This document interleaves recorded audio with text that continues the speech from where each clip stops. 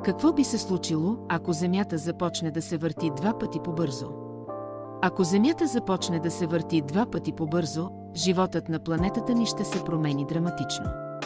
Ето какво бихме могли да очакваме по кратки дни и нощи. Скоростта на въртене на Земята определя продължителността на деня и нощта.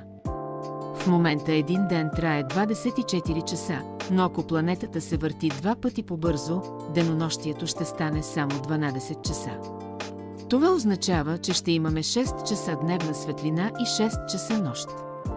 Кратките дни и нощи ще объркат биологичните ритми на растенията, животните и хората. Организмите, които разчитат на естествените цикли на светлина и тъмнина, ще имат трудности да се адаптират, което може да доведе до масови екологични проблеми. Екстремни ветрове и бурни атмосферни условия. По-бързото въртене на Земята ще доведе до значителни промени в атмосферната динамика. Центробежната сила ще се увеличи, което ще повлияе на движението на въздушните маси.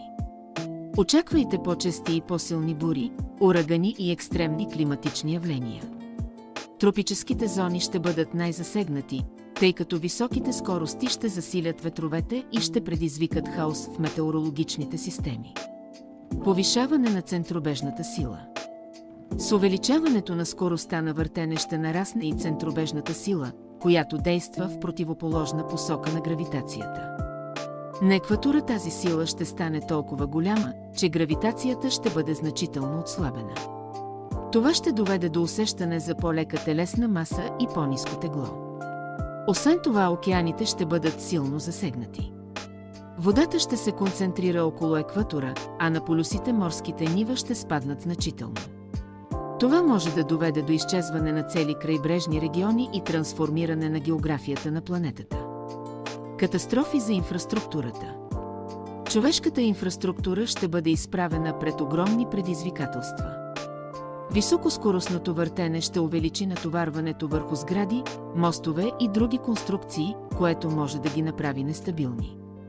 Транспортните системи също ще бъдат сериозно засегнати. Самолетите, корабите и влаковете ще трябва да се адаптират към новите условия, което ще доведе до хаос в глобалния транспорт. Биологични промени. Променената продължителност на деня и нощта ще наруши циркадните ритми на всички живи същества. Растенията, които разчитат на фотосинтеза, ще бъдат засегнати от намаления период на дневна светлина, което може да доведе до спад в производството на кислород и хранителни вещества. Животните, които са активни само през нощта или деня, ще имат трудности да се адаптират към ускорените цикли. Това ще засегне екосистемите и хранителните вериги по целия свят.